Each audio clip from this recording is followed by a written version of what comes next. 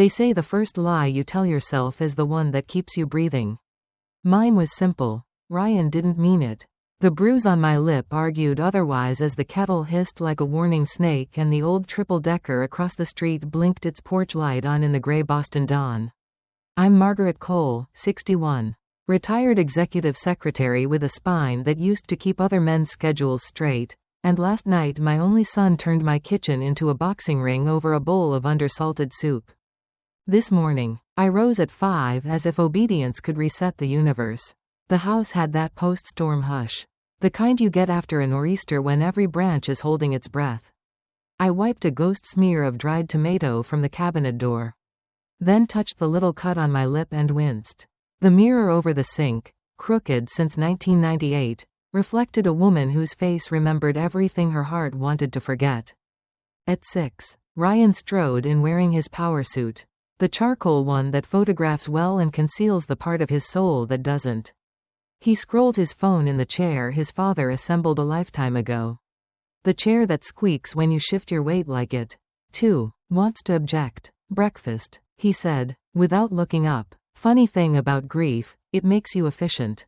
I cracked eggs, added cheese, pretended the sizzle of butter was applause for a performance I no longer had the energy to give. He ate like a man auditioning to be normal.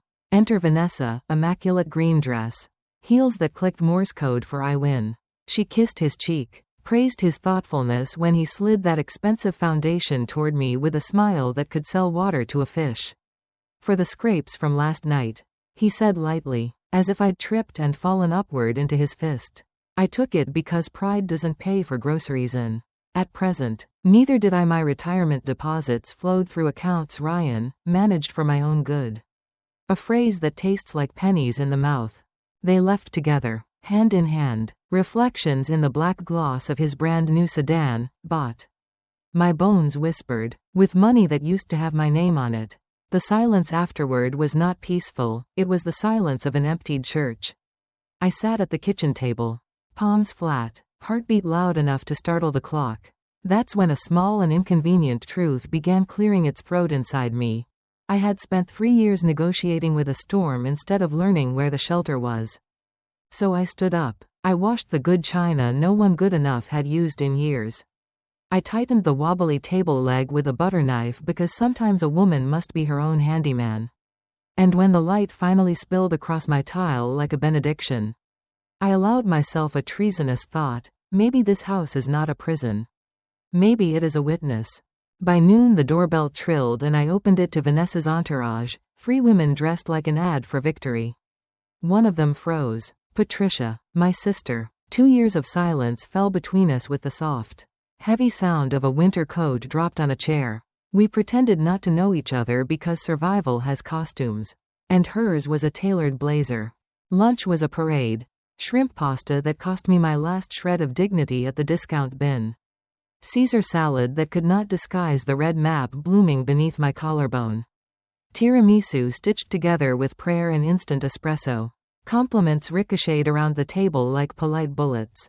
So devoted. Vanessa cooed, meaning domesticated. Patricia's eyes said something else, calculating, cataloging, clocking every wince. Maggie. When I carried dessert to the kitchen, Patricia followed, her voice a thread. Do you need help? What I needed could not fit in a measuring cup. I shook my head. Then keys rattled at the front door. Ryan had returned early. His smile pressed and starched for company. His hand landing on my shoulder with the casual cruelty of a brand. The room laughed at a joke I didn't hear. The chair squeaked again. Somewhere inside me, a hinge loosened. After the last goodbye and the final clink of crystal, he shut the door and let his face drop. You did fine, he said, which is bully grammar for you survived me today. He mentioned a technician coming to check my computer. The same computer I do not own. And my stomach turned like a tide. When the phone rang with an unfamiliar number and a careful voice from Northern Business Corporation asked if I could come in at 3 to discuss discrepancies. The hinge inside me didn't just loosen, it came off. I glanced at the clock. I glanced at the street. I glanced at the woman in the crooked mirror who had outlived other men's tempers and still knew where she kept her shoes. I took my purse, my keys, and the thin thread of courage I'd been saving for a special occasion. I thought I was walking into Ryan's office to hear the worst about him. What I didn't expect was to learn the worst about me. The lobby of Northern Business Corporation smelled of lemon polish and quiet money. Glass walls gleamed like judgment, and everyone's shoes clicked too loudly on the marble. I told the receptionist my name, Margaret Cole. Here to see Mr. Castillo, and she nodded with a smile that said, "We've been expecting you. Though not in the way you think." My palms were sweating so badly I left damp half-moons on the sign-in sheet. Adrian Castillo, the company accountant, was a man in his 50s with rimless glasses and the kind of voice that can make the word audit sound like both a death sentence and a lullaby. He gestured to the chair across from his desk. "Mrs. Cole, thank you for coming on such short notice." I sat down, spine straight, the way 40 years at a law firm had trained me to sit, like a secretary. Not a suspect. He slid a folder across the desk. "We've discovered transfers, large ones, from company accounts to yours." My first instinct was to laugh, surely a mistake. Surely they had the wrong Cole. But there it was, in black and white, my name, my bank account number, amounts that looked obscene in their precision. $50,000, 50,000 reasons to feel my stomach hit the floor. I didn't know. I stammered, the words tumbling like loose marbles. "My son manages everything. I don't even see my pension. He tells me it's for my own good." Adrian leaned forward, pity softening his face. "That's why we called you before taking this further.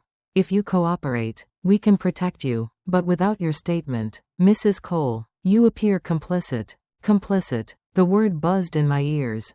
I thought of Ryan, of his threats, of his smug confidence that no one would ever believe, a senile old woman. Here was proof he had dragged me into deeper waters than I even knew existed. I left the building with my knees shaking, clutching documents like they were explosives. Outside, Boston's afternoon rush roared past, horns, buses, voices, all of it sounding like laughter at the fool I'd been. By the time I made it back home, the light was slanting low across the porch. Ryan was on the couch, tie loosened, TV remote in hand, like any ordinary man after a day at work. "Where were you?" he asked. Voice sharp as glass. I took a breath, decided not to lie. "At your office, with Mr. Castillo." For the first time in years, I saw fear flicker across my son's face. He recovered quickly, smirking. "And what fairy tales did he feed you?" I held his gaze, a new muscle flexing inside me. "Not fairy tales, Ryan. Numbers, transfers, $50,000 worth of them." His smile slipped, then returned, thinner, careful. "Mom, no one will believe you. You sound hysterical already." But I had seen something in his eyes. Panic. He grabbed my arm, hard, the old rhythm of abuse ready to begin its chorus. Only this time, something in me snapped back. "Let go," I said, out loud. Steady. And perhaps because I had never raised my voice before. He actually did. The silence between us was an animal. Prowling. Then, ding-dong. The doorbell. Clarice? No. Linda Harris, my neighbor, stood there with a casserole and a worried look. Behind her, Patricia in casual clothes, pretending to be new to the neighborhood. Ryan appeared at my shoulder. The picture of suburban charm. "Dinner got burned." He lied smoothly. "You know how older women fuss." Linda's eyes lingered on my face too long to believe him. Patricia's eyes said everything. "I see you, Maggie. I see all of it." When the door closed again, Ryan's mask cracked. "Tomorrow," he hissed, "we're going to the bank. You'll sign what I tell you. You'll fix this little misunderstanding, or you'll regret ever being born." That night I lay awake, staring at the cracked ceiling, while rain tapped Morse code on the window pane. I thought of Adrian's folder, of Linda's watchful kindness, of Patricia's whispered, "We'll see each other soon." For 3 years I had lived as Ryan's shadow. But tonight, under the rain's relentless drumming, I felt something new forming, a storm of my own.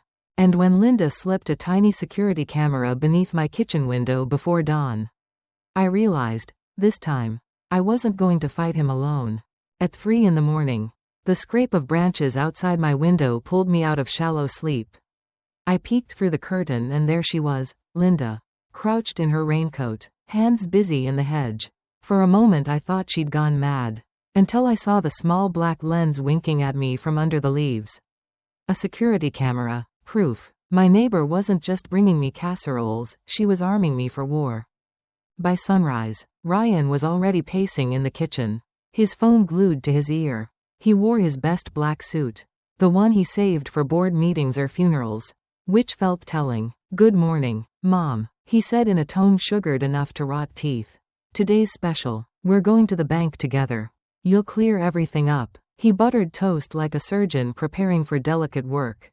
I poured his coffee with hands that shook only slightly. "I'm not signing anything, Ryan." His smile dropped like a curtain. "Of course you are, because if you don't, I'll make sure the world sees you for what you really are, a senile, bitter old woman. You'll lose your house, your pension, your name. You'll die alone." He sipped his coffee, calm as a monk, while my blood went cold. After he stormed off to his office to prepare the papers. A soft knock rattled the back door. Linda slipped in, cheeks flushed from the cold. "Maggie," she whispered. I recorded everything he just said. Every threat. She gripped my hands so tight I thought she might fuse courage straight into me. "I have a friend in the DA's office. Julia Turner. She specializes in domestic abuse and fraud. If we go now, before he drags you to the bank, we can stop this." Fear clawed at me. "If he finds out, if you sign those papers." Linda cut me off. "You'll be the criminal on record. He'll walk free, and you'll carry his chains forever." Her words hit like gospel. I looked at the clock, 8:30. 1 hour before Ryan expected me ready in my Sunday best dress to play the dutiful fool. I thought of Adrian's documents, of Patricia's eyes at lunch, of the bruise blooming under my blouse. I grabbed my purse and my will. "Let's go." We drove through slick streets. Boston traffic humming with early commuters who had no idea two women in a dented sedan were plotting a revolution. Linda parked outside the courthouse. Squeezed my hand. "Once you walk in there, Maggie, there's no turning back." Inside, Julia Turner was waiting. She was sharp-eyed, mid-40s, with the kind of confidence that could slice steel. She reviewed Linda's recordings, brows arching higher with every threat Ryan hissed through the speakers. "This," she said finally, "is more than enough. Domestic abuse, financial fraud, witness intimidation. We can arrest him today. But Margaret, are you ready to file a formal complaint?" I looked down at my trembling hands. They were the same hands that had typed 40 years of other men's letters. Balanced checkbooks, folded laundry, stirred soup. For 3 years, they had also cleaned up blood and porcelain shards. I pressed them flat against the desk.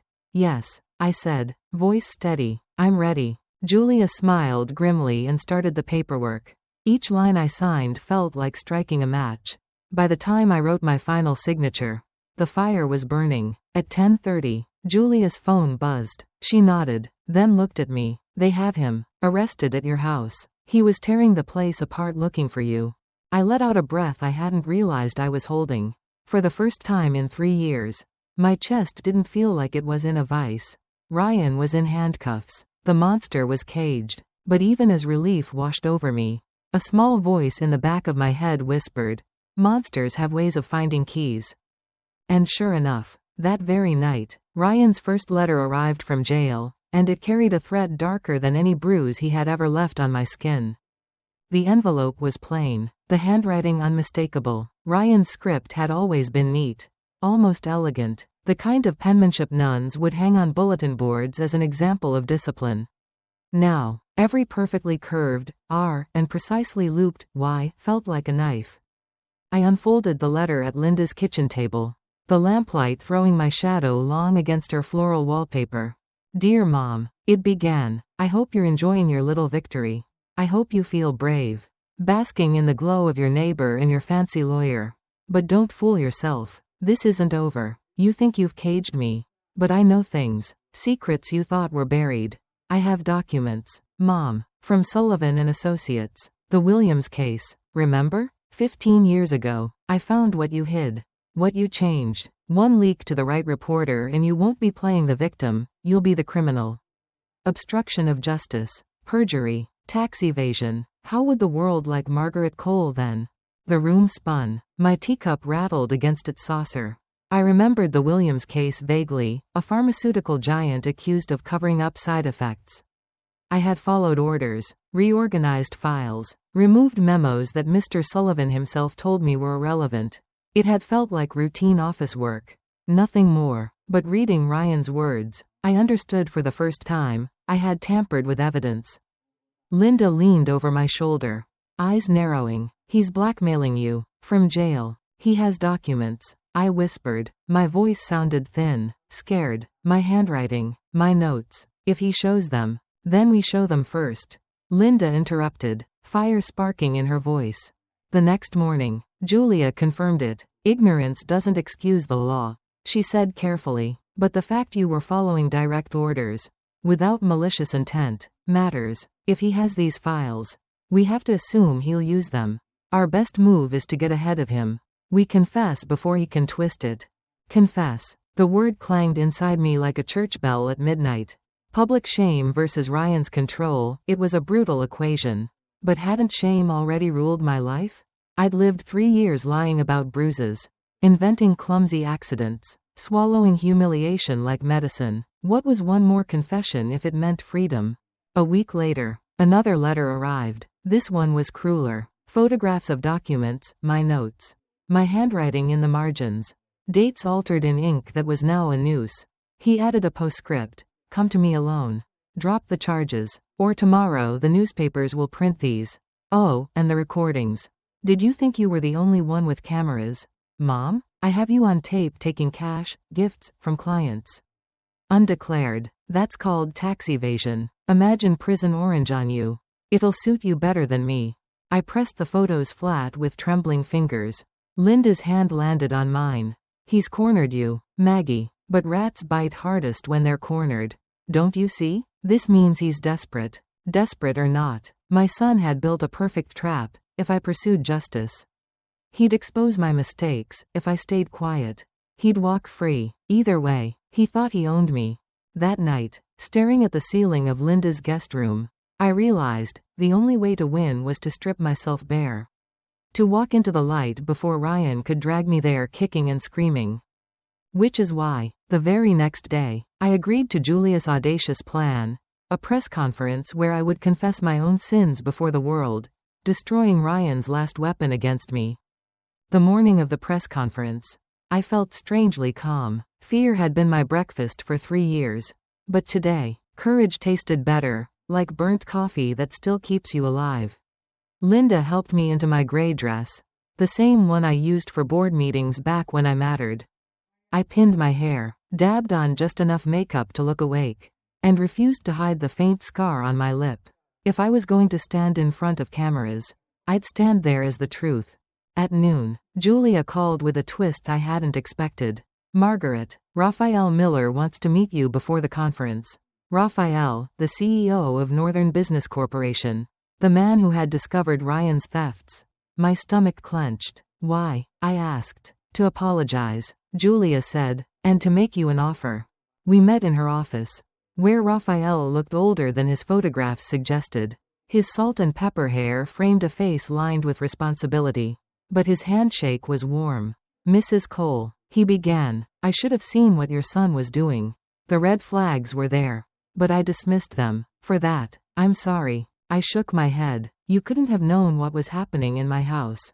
No, he admitted, but I should have known what was happening in my company. Your son didn't start 6 months ago. We traced his thefts back nearly 2 years. Over $130 diverted. Contracts manipulated. Even company secrets sold. My throat went dry. 2 years? My voice cracked on the number. Raphael nodded gravely. Then his expression softened. But in reviewing everything, we also reviewed you. 40 years at Sullivan and Associates. Impeccable work. No complaints. No black marks, until now. Because of him, we could use someone like you. Mrs. Cole. Someone who knows systems. Who can keep us honest. A salary of $4 a month. Health benefits. And a $50 compensation for what you've endured. For a second, I thought I'd misheard. A job. At my age. After all this. Tears pricked my eyes, but I blinked them back. There's one condition, he added gently. We'll need your testimony at Ryan's trial. All of it. All of it. I echoed, my voice steady. You'll have it. 2 hours later, I stood at a podium flanked by microphones, lights glaring hot on my face. Journalists shuffled their notepads, cameras whirred. My knees wobbled, but my voice, God help me, was strong. My name is Margaret Cole. I am 61 years old, and for the last 3 years I have been a victim of domestic abuse at the hands of my son, Ryan Cole. He beat me, controlled my money, threatened my sanity. He even used my name to launder his thefts from his company. Gasps rippled through the room. But I wasn't finished. I also made mistakes of my own. During my 40 years as a secretary at Sullivan & Associates, I followed orders I didn't question. I altered documents in a case I didn't understand. And I accepted cash gifts I never reported. My son has tried to use these mistakes to blackmail me into silence. Today, I choose exposure over chains. I would rather face the consequences of my own actions than remain a prisoner to his. The room erupted, flashbulbs, scribbling pens, voices buzzing like bees. I ended with one sentence that wasn't for them, but for every woman watching. Freedom is worth more than reputation. When I stepped away from the podium, Julia squeezed my arm. He's got nothing left to hold over you now. But Ryan wasn't done, not yet. Because when I returned home that night, the phone rang from the county jail, and his voice on the other end wasn't angry. It was broken, and that, somehow, scared me more. Mom. His voice cracked through the receiver. Thin and desperate. Please, you have to come. You have to get me out. I didn't mean it. Any of it. You know I love you. You're the only person I've ever loved. I sat at Linda's kitchen table, the phone pressed to my ear, staring at the floral wallpaper I'd grown to despise for its cheerfulness. For a moment, his words almost worked. Almost. Because I could still hear the 8-year-old boy who used to crawl into my bed after nightmares, clutching his toy dinosaur. But then, like lightning behind clouds, came the memory of soup scalding my cheek, his fist slamming against my jaw, the hiss of his threats. No, Ryan, I said softly, surprising myself with the calm in my tone. Love doesn't sound like that. And I hung up. Linda poured me tea without a word, but her eyes shone with pride.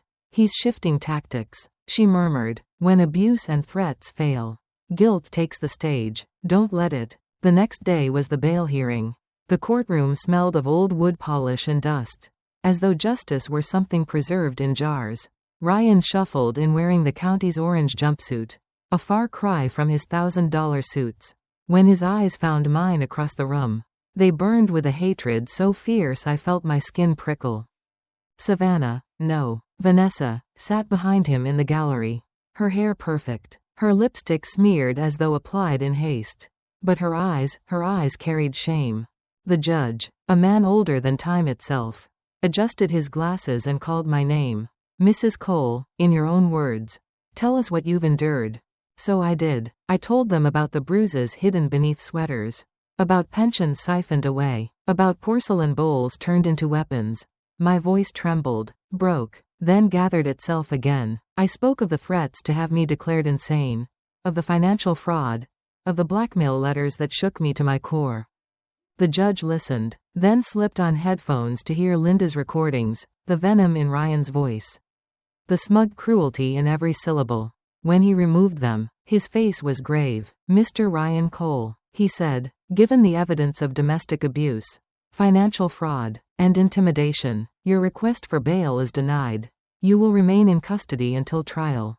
Ryan exploded, lunging from his seat. This is a conspiracy. She's lying, she's always lied. The guards dragged him back, but his words echoed like thunder. You'll regret this, Mom. I swear on my life, you'll pay. His rage filled the room. But for the first time, it didn't fill me. I stood straighter, breathing evenly, while the gavel struck down order. When the session adjourned, Vanessa approached me in the corridor, her hands trembling. Mrs. Cole, she whispered, eyes glossy with tears. I'm so sorry. I should have said something sooner. He threatened me too, but now I want to help. I'll testify against him. Julia stood beside me, her expression unreadable, but she nodded once. We'll take every ally we can get. For the first time in years, I walked out of a courthouse not as a silent victim, but as a woman heard. Yet later that week, Another letter arrived from jail, this one sharper, crueler, dripping with venom, and it carried a revelation that threatened to unravel everything I'd fought to build. The second letter came tucked inside a manila envelope, heavier than the first. My hands shook before I even tore it open. Linda hovered near the counter, drying the same mug 3 times over just to keep herself from snatching it from me. Inside were photographs, dozens of them. Grainy scans of old memos from Sullivan and Associates. My handwriting circled dates, crossed out paragraphs, shifted margins. Every mark of a loyal secretary trying to please her boss 15 years ago now looked like fingerprints on a crime scene. The letter itself was worse. "So, Mom," Ryan wrote, "thought you were clever at that press circus? Thought you could beat me by vomiting up your sins on camera? Cute, but you forgot the recordings. Did you think I didn't know about the cameras? I have my own. Hours of footage of you taking gifts from clients.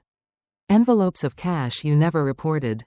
That's tax evasion, sweetheart. 15 years in prison. Imagine the headline. Whistleblower mother turns out to be crooked secretary." I pressed the paper flat against the table, the words swimming in my vision. The mug slipped from Linda's hand, clattering into the sink. "He's bluffing," she said quickly. "He has to be bluffing." But Julia wasn't so sure. When I showed her the photos, her jaw clenched. "If these are real, they're damning. Gifts undeclared, documents altered, even if you didn't understand at the time. It counts." She folded the letter with surgical precision. "He's not fighting your case anymore, Margaret. He's waging psychological war." That night, lying awake in Linda's guest bed, I felt it working. The doubts, the old shame, the voice whispering maybe you do belong in prison. Maybe you're no better than him. Every creak of the house became the sound of footsteps coming to arrest me. By morning, I'd nearly convinced myself to give in, to drop everything. Retract the complaint. Let Ryan win. But Linda stormed into the room before dawn. Her coat half-buttoned and fire in her eyes. "Enough," she said. "You're not rolling over for him again. If he wants to dangle secrets, we'll beat him to the punch. You confess everything. Every penny. Every note. Every order you followed. You ripped the blackmail out of his hands." My stomach lurched. "Confess again? Haven't I given enough?" "You've given him too much already," Linda snapped. "Now it's time to give yourself freedom." Julia agreed. "If you tell the DA first, voluntarily, it changes everything. Yes, there may be fines, maybe some legal consequences, but Ryan loses his power. No more strings on you." It sounded insane, marching into the DA's office with my sins like a gift basket, but somewhere deep down, I recognized the truth. The only way out was through. I stared at my reflection in Linda's hallway mirror. 61 years old, bruised but unbroken, a woman who had survived a son's fists and a lifetime of silence. I whispered to my reflection, "No more chains." And so I made the most terrifying decision of my life, to step into the fire of public confession, knowing it could either burn me alive or finally set me free. The day of my second confession felt like walking barefoot across a floor made of glass. Julia drove me to the DA's office, her hands steady on the wheel, her mouth set in the kind of line you see on soldiers before battle. Linda rode in the back seat, muttering prayers under her breath, though she's the sort of woman who only sets foot in church for funerals and potlucks. Inside the courthouse, the fluorescent lights hummed like insects. The air smelled of old paper and fresh fear, mine. Julia led me to a cramped office where Assistant District Attorney Caldwell waited with a yellow legal pad and a gaze that could scrape paint. "Mrs. Cole," he said, adjusting his glasses, "you've requested to make a voluntary disclosure?" My knees wobbled, but I forced myself into the chair. "Yes," I said. My voice surprised me. It wasn't weak. It wasn't small. It was tired, but strong, like an old oak that had weathered one storm too many. And then I laid it all out. The Williams case, the memos I'd filed away under Mr. Sullivan's orders, the holiday envelopes of cash from grateful clients that I never declared. The moments I thought I was being loyal, efficient, indispensable, and how those very moments had now become weapons in my son's hands. When I finished, silence filled the room. Caldwell scribbled notes, then looked up. "Mrs. Cole, do you understand that what you've admitted could constitute obstruction of justice and tax evasion?" Yes, I whispered, then louder. Yes, I do. But I also understand that silence has cost me more than prison ever could. If I keep quiet, my son wins. If I speak, maybe I can finally live free. Julia's hand landed on my shoulder. Firm, steady. Caldwell studied me a moment longer, then leaned back. Given your cooperation, your lack of criminal intent, and the evidence of long-term domestic abuse, the DA's office has no interest in prosecuting you. You are far more valuable as a witness against your son than as a defendant. I blinked. My throat closed around a sob I didn't expect. No handcuffs, no cell, freedom, for real this time. When we left the courthouse, the winter sun was slicing through clouds, sharp and cold, but brighter than I remembered sunlight could be. Linda looped her arm through mine. Well, Maggie, she said with a grin, you just robbed your son of his last bullet. Now he's got nothing but air. But I knew better. Ryan had always been resourceful. He'd built an empire of control out of bruises and lies. He would not go quietly. And sure enough, within days, whispers began to reach me. Ryan was making deals behind bars, calling in favors, pulling strings. The real war, it seemed, was only beginning. The first whisper came from Julia. Late one evening, she called while Linda and I were folding laundry, our hands busy with towels that smelled faintly of lavender detergent and fear. Margaret, Julia said, voice clipped. We've intercepted word that Ryan has been contacting people from inside county lockup. He's trying to negotiate, offering information, promising favors, threatening others. He's painting himself as the victim, claiming you're unstable and orchestrated everything. I nearly dropped the towel in my hands. Unstable, I repeated. The word stung worse than a slap. That's always been his weapon. If he can't shut me up, he'll call me crazy. Julia exhaled. It's a common tactic. Abusers don't give up control easily. But the good news is, he's desperate, and desperate men leave sloppy trails. Sloppy or not, the rumors multiplied. One neighbor swore they saw Vanessa slipping into the jail for a visit, her heels clicking across the lobby floor like a drumbeat of betrayal. Another whispered that Ryan had threatened to sue the company for wrongful termination, spinning tales of how I'd framed him to cover my own financial crimes. At night, the phone rang with unknown numbers, sometimes silence, sometimes a man's voice breathing heavy, once even a recorded message, liar, traitor, you'll pay. Linda unplugged the phone after that, muttering, cowards don't sign their names. But the weight pressed on me. Sleep grew thin, shredded by dreams of courtroom glares and prison doors slamming. I began pacing Linda's hallway at 3 a.m., her dog trailing me like a furry shadow. My reflection in the darkened window looked like a ghost, my ghost. Maybe, one Ryan had been trying to kill for years. Then came the summons. I would testify at the grand jury hearing to determine if Ryan would face trial on all charges: embezzlement, domestic abuse, intimidation, fraud. My testimony could tip the scales. The night before, Linda sat me down with chamomile tea and a stern look. Maggie, tomorrow is not just about telling the truth. It's about reclaiming your story. Don't go in there as a victim. Go in there as a survivor who dragged her abuser into the light. Her words wrapped around me like armor. For years, Ryan's voice had been louder than mine, drowning me out. But tomorrow, the room will be mine. Still, when I stepped into that courthouse the next morning and saw Vanessa waiting in the hallway, her eyes darting, her hands clutching a folder, I realized she held secrets too. And if she spoke to them, the entire case could twist in ways none of us expected. Vanessa's folder was clutched so tight her knuckles blanched white, like she was holding a live grenade. When our eyes met, she looked away quickly, then back again, as if deciding whether to flee or fight. Mrs. Cole, she whispered, stepping closer. Her perfume was sharp, citrusy, the kind worn by women who want to be remembered when they leave a room. I need to talk to you before you testify. Julia moved protectively in front of me, her voice low and firm. Anything you have to say, you can say to me as well. Vanessa hesitated, then exhaled like she'd been holding her breath for years. She opened the folder just enough for me to glimpse bank statements, emails, even photographs. These are Ryan's. Password-protected files he thought I couldn't access.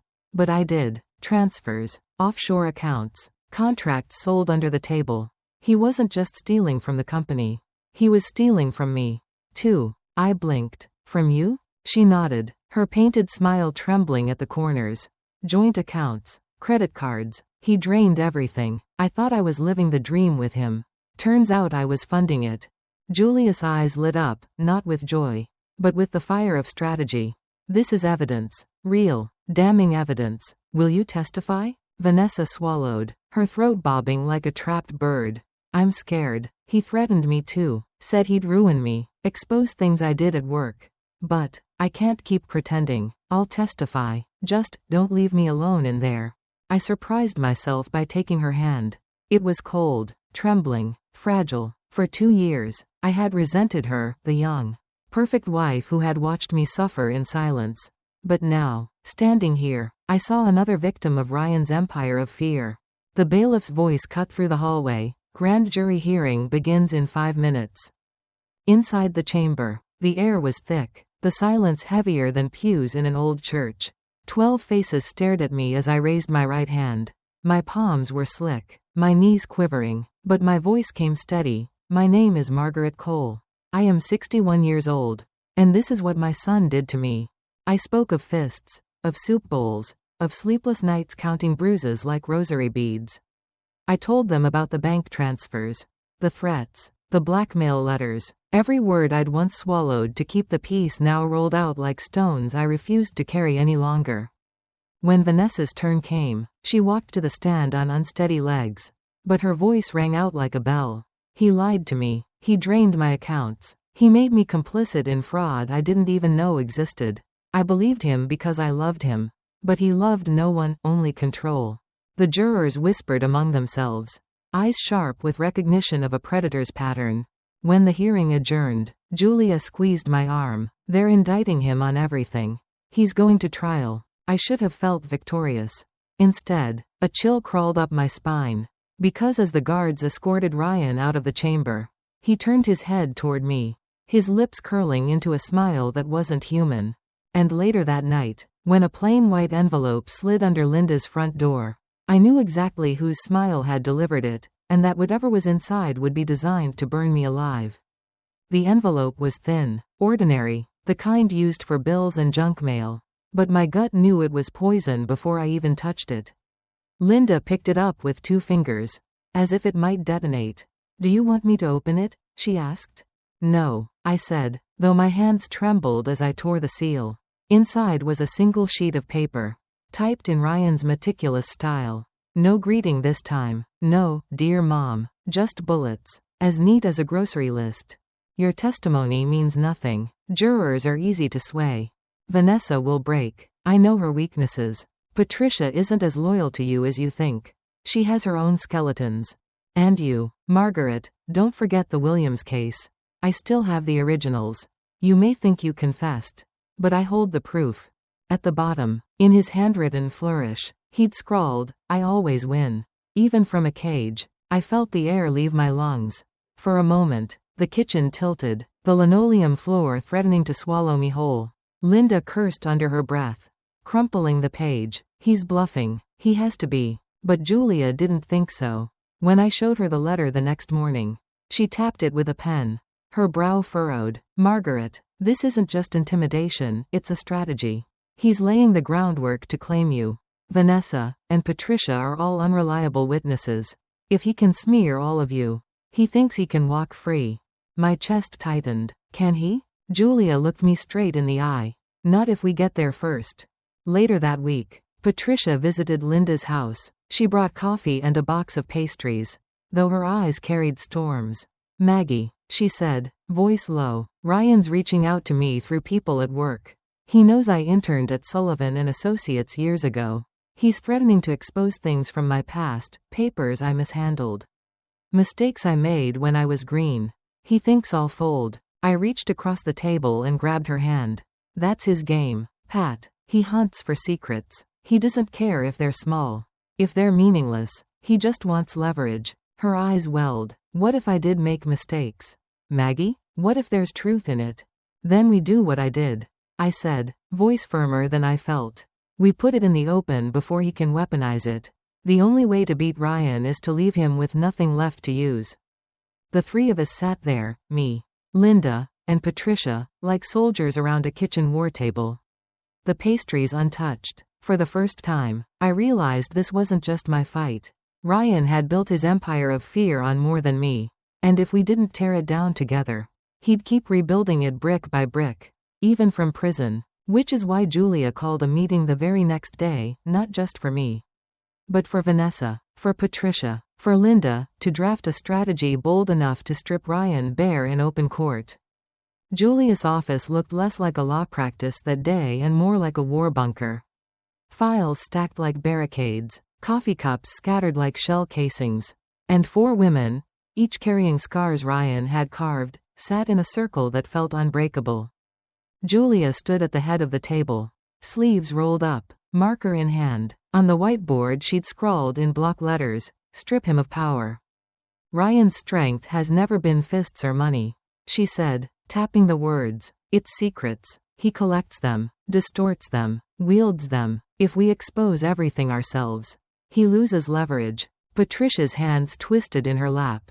So, we confess? All of us? Yes, Julia said. Margaret already has. And it worked. Vanessa, if there's anything Ryan can use against you, we need it now. Affairs, debts, mistakes at work, lay it out.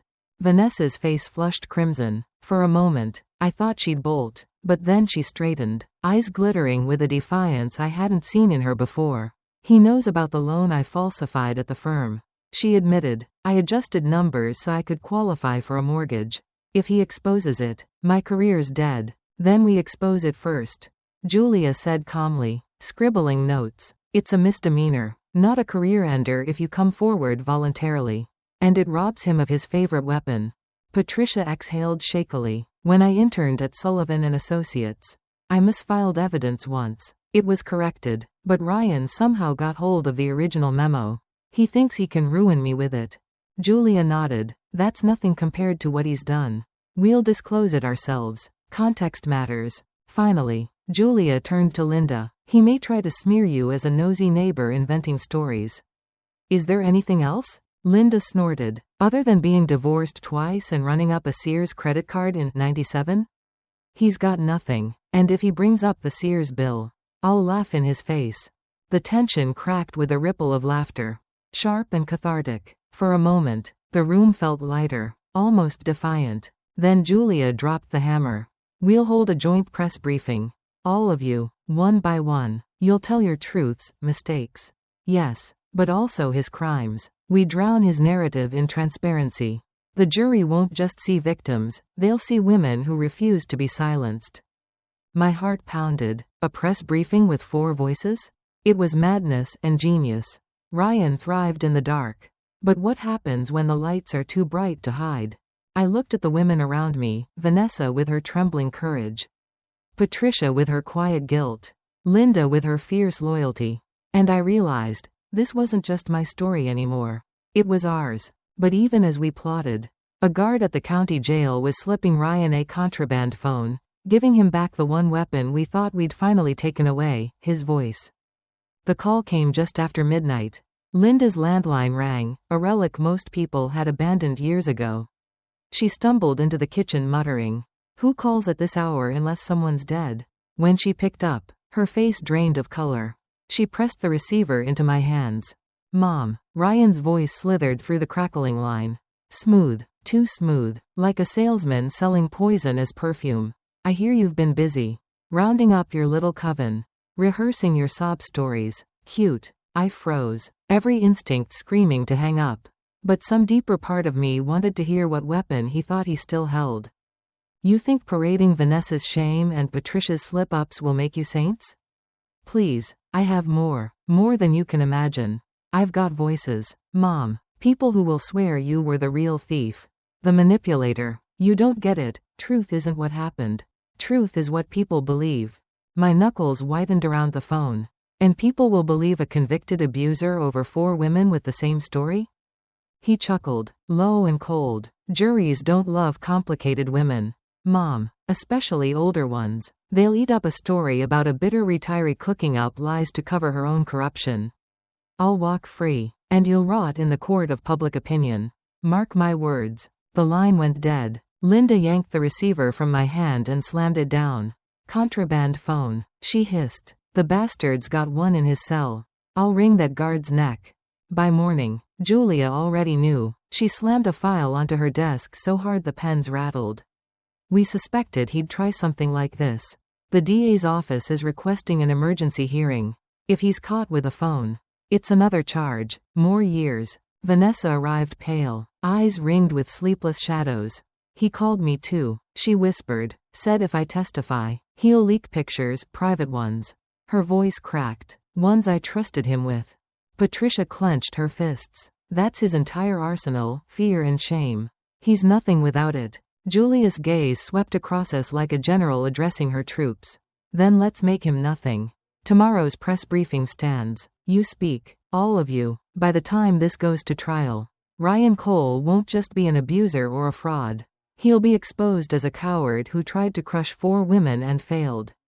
That night, lying awake in Linda's guest bed, I realized my fear had changed shape.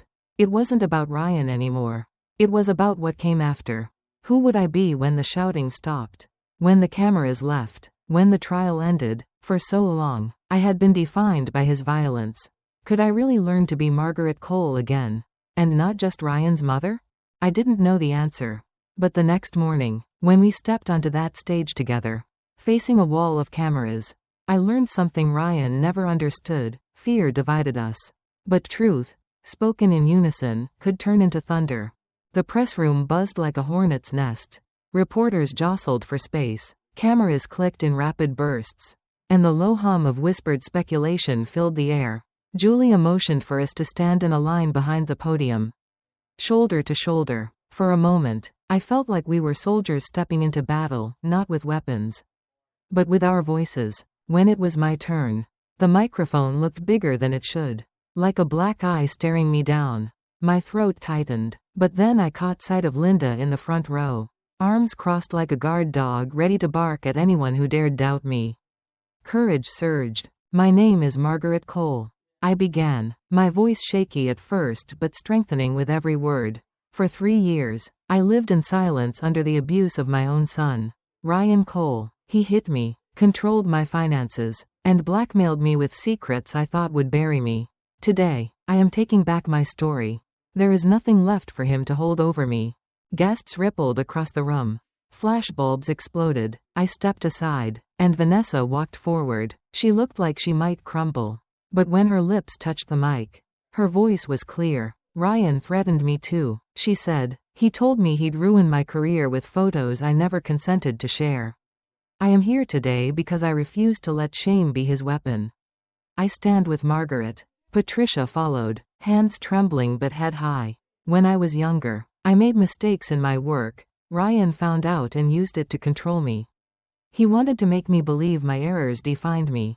But they don't. I won't let him erase my worth. Then came Linda, fiery as ever. She didn't even bother looking at the paper in her hand. Ryan Cole thought he could scare 4 women into silence.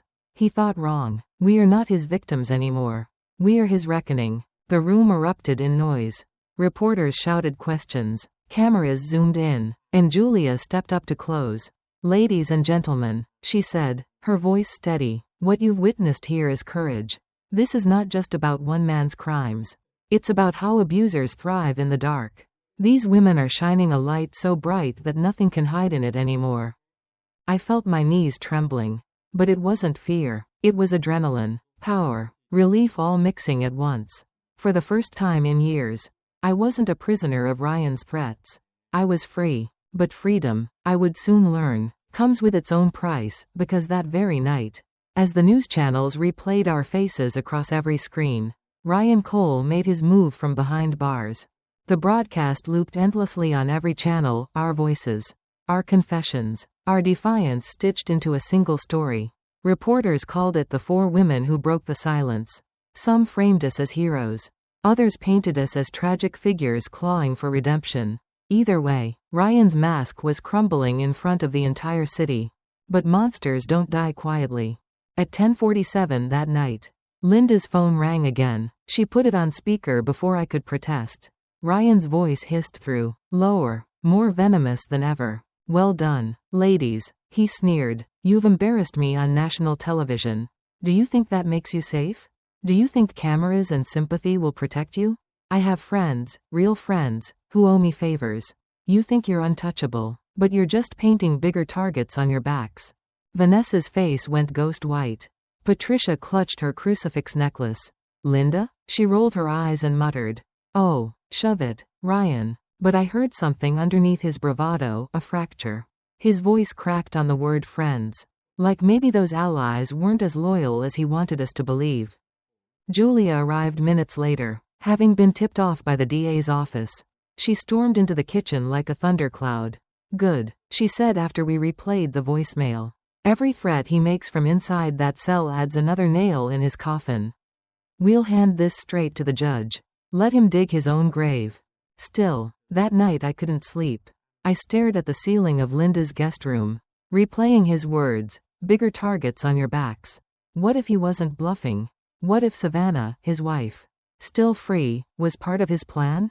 At dawn, my fears felt confirmed. A car idled outside Linda's house for nearly 20 minutes. Windows tinted too dark to see inside. The engine finally roared away, leaving behind only the stink of gasoline and dread. Linda called it paranoia. Julia called it intimidation. But deep in my bones, I knew it was Ryan, pulling strings even from a concrete cell. And the strings he pulled next would nearly strangle everything we'd fought to build, because Savannah, the woman we thought had broken free from him, was about to walk back into our lives with a secret of her own. Savannah showed up on Linda's doorstep 2 days later, just as the morning news replayed clips of our press conference. She wasn't polished this time, no designer dress, no flawless makeup. Her hair was messy, her eyes swollen from crying, and in her trembling hands she clutched a manila folder. I need to talk to you, she stammered, her voice brittle. Please, don't slam the door. I'm not here for Ryan. I'm here because I can't carry this anymore. Julia motioned for her to come inside.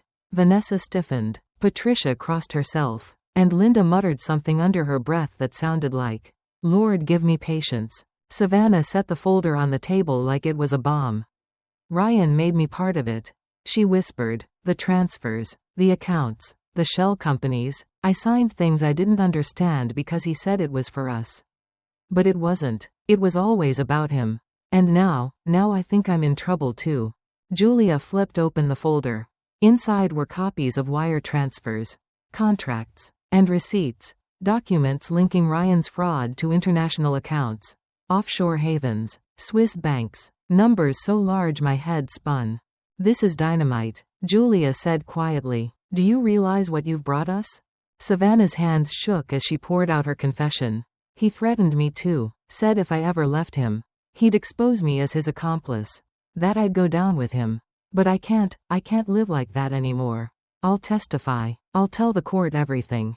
Just, please, help me. For the first time, I saw not the cold, perfect woman who once smirked at my bruises, but another prisoner in Ryan's twisted kingdom. Patricia leaned forward. Why now, Savannah? Why not months ago? Her voice cracked. Because I was a coward. But when I saw your press conference, when I heard Margaret say she'd rather face her own mistakes than live in fear, I realized I had no excuse left. Silence fell, heavy and electric. Julia finally nodded. If you're serious, we'll protect you. But understand, once you testify, Ryan will stop seeing you as his wife.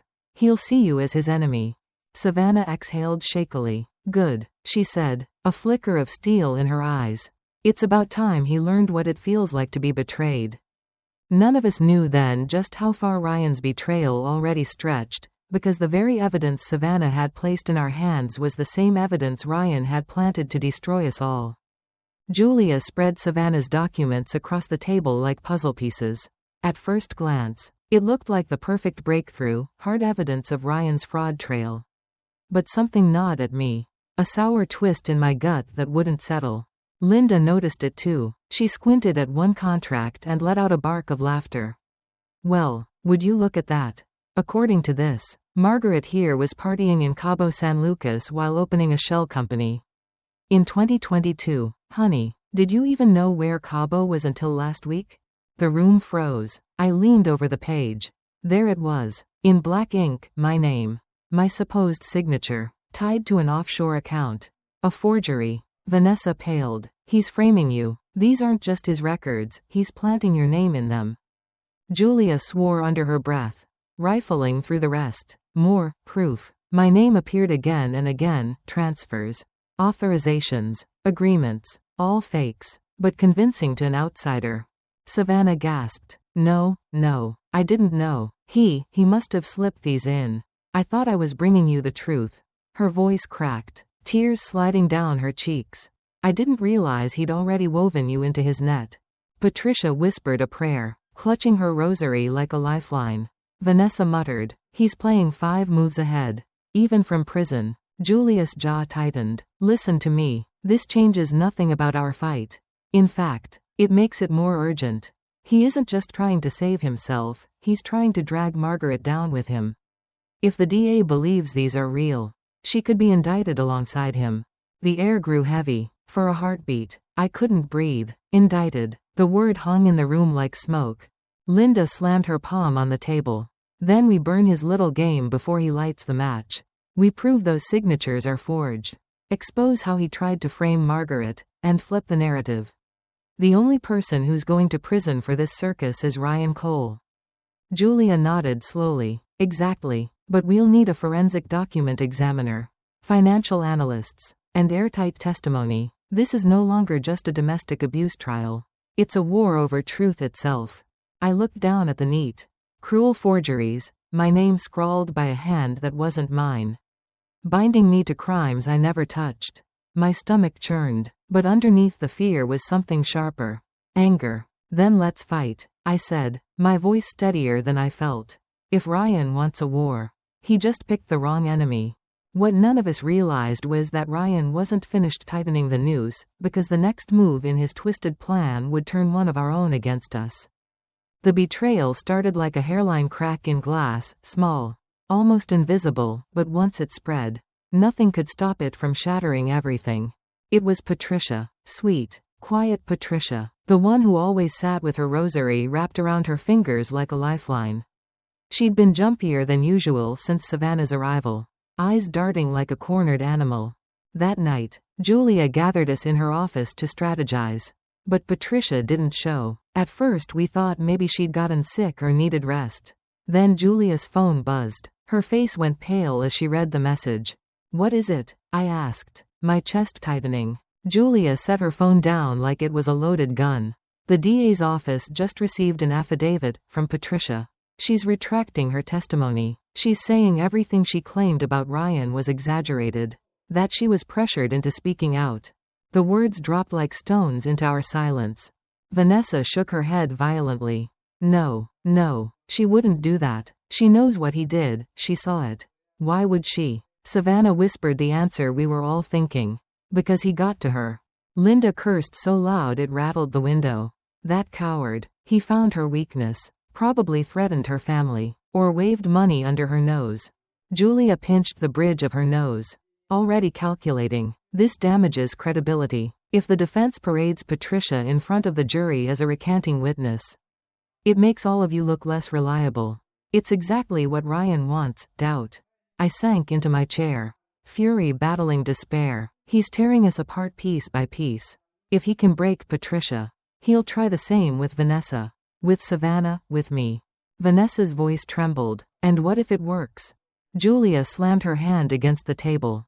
Eyes blazing. Then we fight harder. Patricia's recantation doesn't erase the recordings, the documents, or Margaret's testimony. Ryan thinks he's won a round. But he's only shown us his strategy, divide and conquer. Now we know. And now we don't let him. I looked around at the faces of the women still standing with me.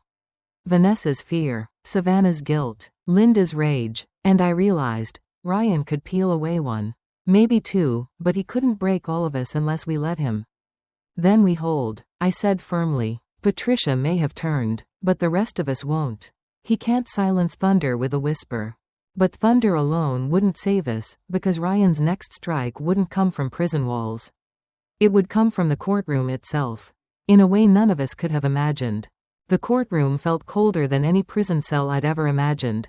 Marble floors, high ceilings, the flag hanging like a silent witness. Every eye was fixed on us. But mine were locked on him. Ryan. He walked in wearing that orange jumpsuit like it was a tailored Armani suit. Chin lifted, smirk tugging at his mouth. For a moment, the whispers in the gallery shifted. He still had a presence. Still knew how to command attention. But behind the smug confidence, I saw something else. Desperation. The trial began with the prosecution laying out their case, the threats, the fraud, the abuse, Julia's recordings, Savannah's documents. Even Linda's testimony painted him into a corner. I almost allowed myself to breathe until the defense called their first surprise witness. Patricia. She shuffled to the stand, rosary hidden in her pocket, eyes downcast. My heart hammered so loud I barely heard the oath she swore. Ms. Green. The defense attorney purred. Did you previously testify that my client, Ryan Cole, abused and manipulated you? Patricia swallowed hard. Yes. And is that testimony true? She looked up, and in that instant, I saw the fear in her eyes, the invisible hand Ryan still had around her throat. No, she whispered. I exaggerated. I was pressured by Margaret and the others to say things that weren't true. Gasps echoed through the courtroom. My stomach dropped like a stone. The attorney smiled like a vulture. So you're saying these women conspired to frame my client? Patricia nodded weakly. Yes. Ryan leaned back, satisfied. His eyes slid to me. A mocking gleam that said, checkmate. Mom. Julia jumped to her feet. Objection. This testimony contradicts prior sworn statements. And we have evidence of intimidation. The judge held up his hand. Noted. The jury will weigh credibility. Proceed. Every word Patricia spoke after that felt like a dagger aimed at our backs. When she stepped down, she didn't even look at us. Savannah whispered, voice trembling. If the jury believes her, everything crumbles. But as Ryan basked in the chaos he'd unleashed, Linda leaned over to me, her eyes burning with a defiant fire. Let him gloat, she hissed. He doesn't know what's coming. Because Julia had been saving her trump card for this exact moment, evidence Ryan could never wiggle out of. No matter how many witnesses he bent to his will. Julia rose slowly, like a general marching to the front lines. Your Honor, she said, voice crisp. The prosecution would like to enter Exhibit 47 into evidence. The clerk wheeled in a monitor. For a heartbeat, the room buzzed with confusion. Then the screen flickered to life. And Ryan's smirk faltered. It was him. On the grainy footage, Ryan sat on the edge of his prison cot, whispering into a contraband phone. His voice was sharp, urgent. Get to Patricia. Tell her what to say. If she cracks, I walk free. If she doesn't, I burn them all. Either way, I win. A murmur rippled through the courtroom. The judge's gavel banged once. But the damage was done. The jury had heard it. Ryan's manipulation laid bare. Undeniable. The defense attorney sputtered. Objection. This is illegally obtained. Julia cut him off, sliding a signed warrant across the bench. On the contrary, Your Honor, this was seized lawfully from Mr. Cole's cell last week. Ryan shot up from his seat. Fists clenched. That's out of context. I was set up. The judge's voice thundered. Sit down, Mr. Cole. For the first time, I watched Ryan's confidence crack like glass under a hammer. The jury leaned forward, eyes narrowing, not at us, but at him. Patricia buried her face in her hands, sobbing silently on the bench. Julia pressed the advantage. This recording proves what we've been saying all along. Mr. Cole doesn't just abuse women physically and financially, he manipulates them into silence. Even from behind bars, he tried to turn Ms. Green against her own truth. Ladies and gentlemen, this is not the face of innocence. This is the face of calculated cruelty. Ryan slumped back into his chair, jaw tight, rage boiling under his skin. But the smirk was gone. And as the evidence played on loop, the power shifted. For the first time in years, I didn't feel like his prisoner. I felt like his witness, his judge, his undoing. But trials are wars of attrition. And Ryan still had one desperate card to play. a card that would drag a buried piece of my past back into the light. The courtroom emptied for recess. But the tension clung to the air like smoke after a fire. Julia stayed behind, reviewing notes with the DA, while I slipped into the hallway with Linda and Vanessa. My hands shook, though not from fear this time, from the sheer weight of what had just happened. Then, like a shadow slithering from the corner, Ryan's lawyer approached. Young, slick, the kind of man who looked like he'd sell his own grandmother if it paid the mortgage. He leaned close enough that I caught the bite of his cologne. "Mrs. Cole," he murmured, almost kindly, "tomorrow you're going to be surprised. Very surprised. Because your past isn't as clean as you like to pretend." I froze. "What are you talking about?" He smirked. "Ask Julia about the Williams pharmaceutical case. 15 years ago. Ring a bell?" My stomach lurched. The very ghost I thought I'd buried. The case where Sullivan, my boss, had ordered me to reorganize memos that might have concealed damning evidence.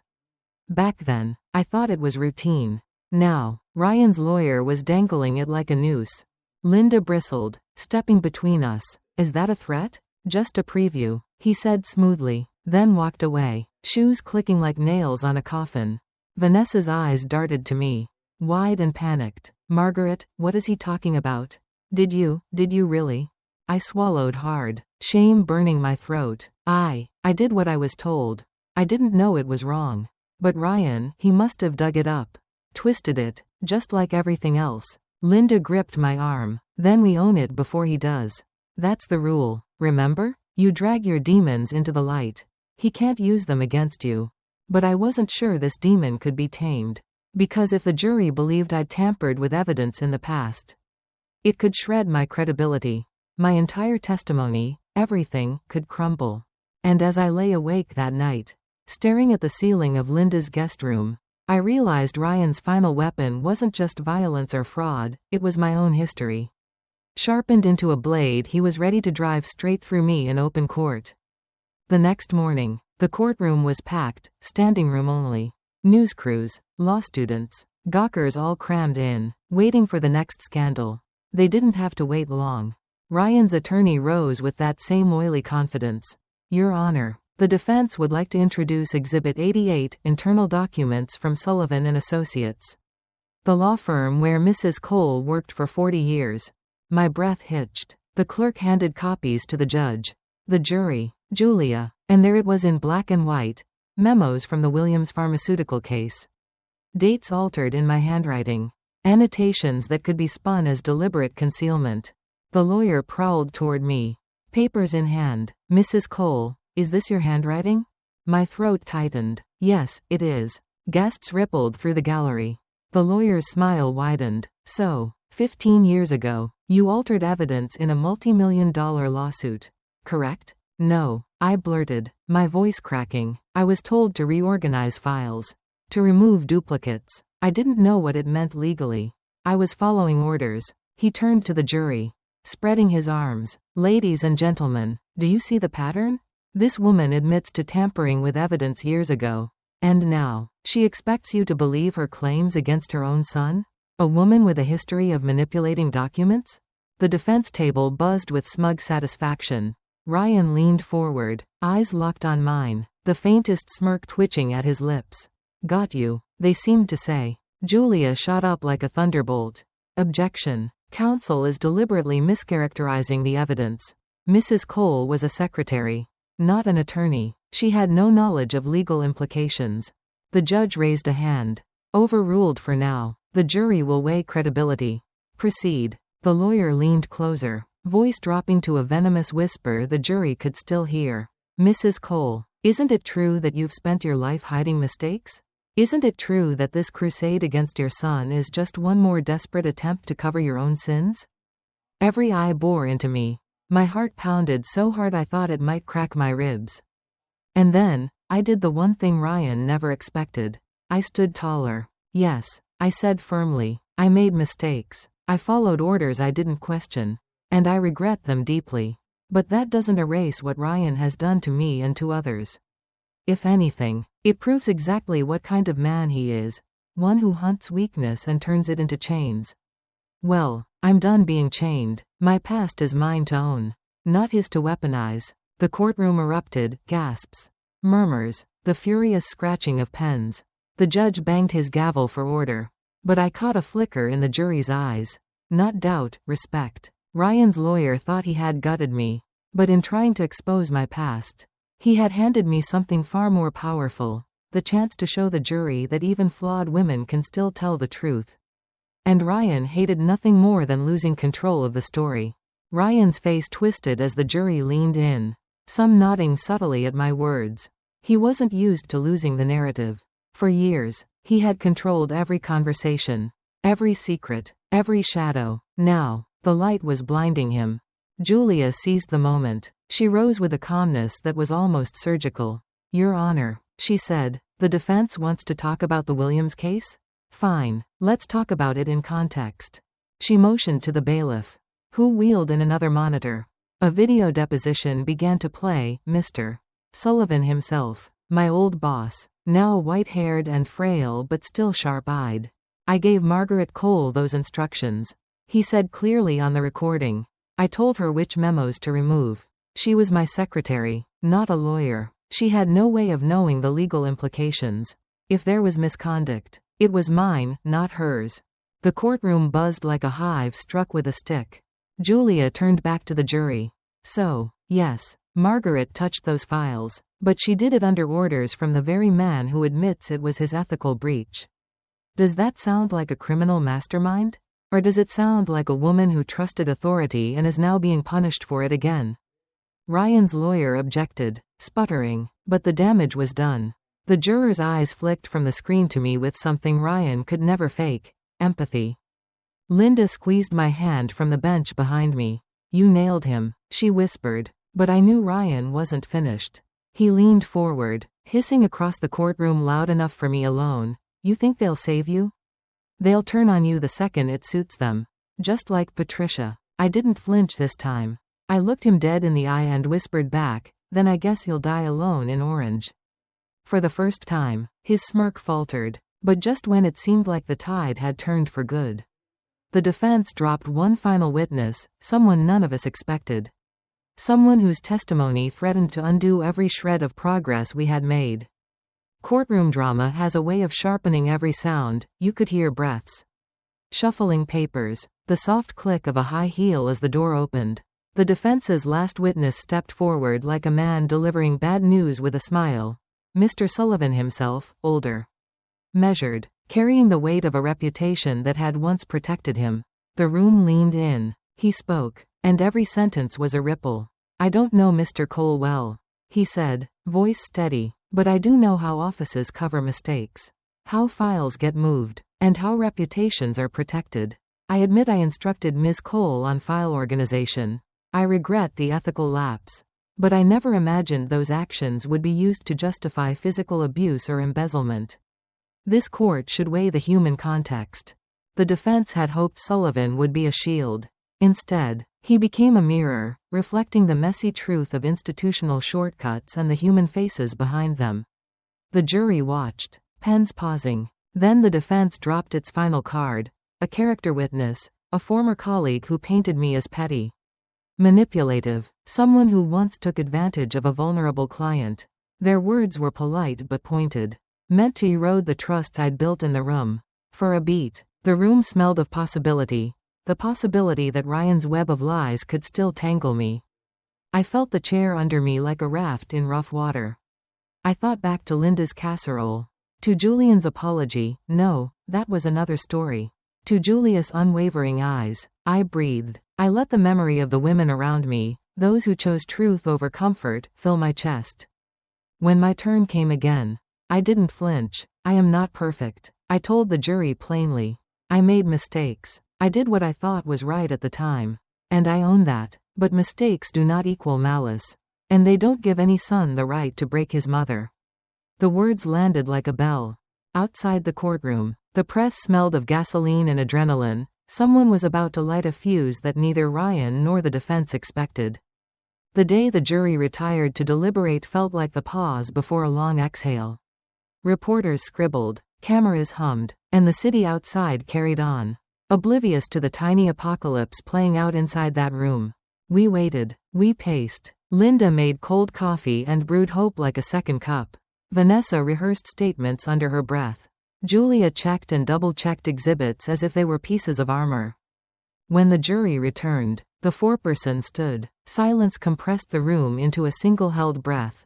He read each count: guilty on embezzlement, guilty on witness intimidation, guilty on domestic abuse. The words hit like thunder. Ryan tried to speak. A guard clamped a hand on his elbow. His mouth opened. Nothing meaningful came out. Relief washed over me, not as triumph but as an exhausted, ragged thing. I thought of nights spent hiding bruises with scarves, of the porcelain shards under my feet, of the letters that had smelled of menace.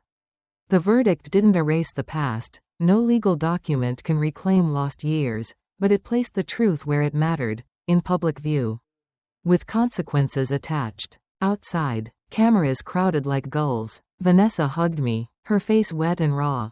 Patricia stood a few steps back, expression unreadable. She hadn't joined us for the group hug. I didn't have the energy to parse every nuance of betrayal and sorrow that hung in the air. Instead, I thanked Linda, Julia, and even Sullivan, whose testimony had helped untangle a mess he'd once helped create. That night, alone in my own home for the first time in years, I set the kettle on the stove and let the steam blur the kitchen light into soft halos. I moved slowly, deliberately, like someone reacquainting herself with the simplest freedoms, locking the door, turning off the porch light, sitting at the table without flinching at every footstep. Yet freedom's quiet is complicated. The cost was not only the courtroom's verdict but the irrevocable fracture in the one relationship that had defined my life. The boy who had once curled up beside me was gone, and in his place was a man who would remain, by law, miles away and months, and maybe years, too close in memory. The headlines read their colorful versions for a week, then moved on. People forget faster than we imagine. But some things stick: lessons, scars, the small kindnesses that arrange themselves into a life. Months later, my phone rang. It was Ryan's voice, quieter now, begrudging, edged with something like regret. He asked for forgiveness in the soft, dangerous way abusers sometimes do, pouring on contrition like perfume to gloss over harm. I listened, then said what both my heart and my reason had come to know: I will never forget. Maybe I will forgive someday, if you change, but that change is not for me to carry, it is for you to do. He said nothing for a long time, then hung up. I started the job at Northern Business Corporation. The salary was real. The work, helping to rebuild what my son had stolen, was a strange circle that felt less like punishment and more like repair. I met people who valued competence and humility, who did not conflate age with silence. I relearned how to answer my own phone, how to spend a check without flinching, how to sleep with my door closed and know I would wake to the same quiet morning. Patricia moved to another town for work, finding distance a soft kind of healing. Vanessa divorced Ryan. She took her life back in small, fierce pieces. Linda kept bringing casseroles, stubborn as ever, and we ate them like medals. What I learned, in the bluntest terms: secrets have power only as long as they are hidden. Exposure robs manipulation of its edge. Courage is messy and imperfect. Confession doesn't erase mistakes, but it can strip abusers of leverage. Support matters. A neighbor's casserole, a sister's curiosity, a lawyer's competence, these are the architecture of rescue. Justice is rarely clean, but it is necessary. The legal system is a blunt instrument, but combined with public truth, it can stop cycles of abuse. You are not defined by your worst day. Owning mistakes publicly was terrifying. It also allowed me to rebuild on my terms. If there's a final thought I would press into the hands of anyone reading this: fear is a lobbyist that asks for constant payments. Truth, however costly, is a one-time investment that buys freedom.